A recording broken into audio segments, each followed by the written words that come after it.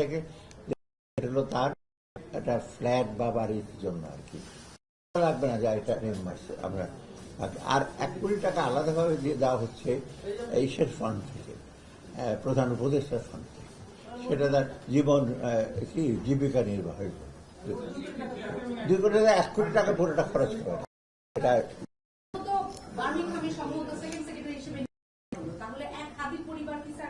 এটা আমাকে জিজ্ঞেস করে আমার কাছে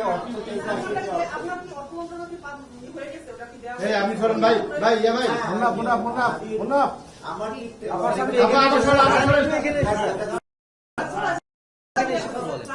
টাকাটা দিয়ে দেওয়া হয়।